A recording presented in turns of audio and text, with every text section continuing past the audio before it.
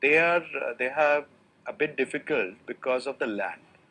Because if you have a lot of real estate or that kind of land attached to an operating company, then obviously, because these are listed companies, so the shareholders of SCI and BEML ought to get the right value for their shares.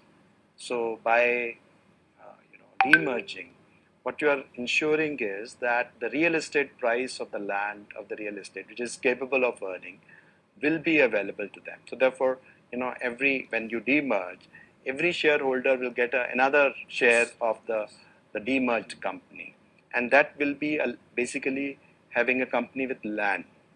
So obviously, the sum of parts will be far larger than if it is together.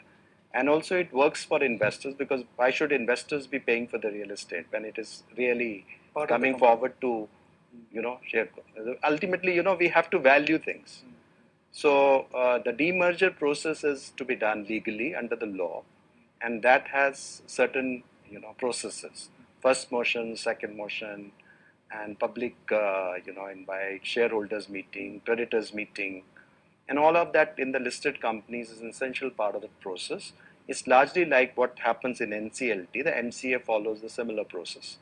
So therefore, I think once the demerger is done, the value will be separated, and it will be listing done, and then the financial bids will be possible.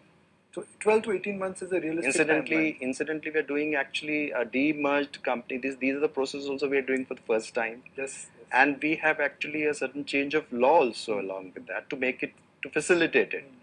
For example, if you do a demerger in a case of government companies, then there will be a capital gains implications. Yes. That has been taken off in case of strategic disinvestment. Similarly, there could be a stamp duty implication at the time of demerger. That will be an additional stamp duty merger. So that particular point has also been taken off through necessary changes in law. So therefore, what we are really also laid down over the past 1.5 years is a foundation for similar such demerger, where unlocking of land value can also be undertaken. Understood.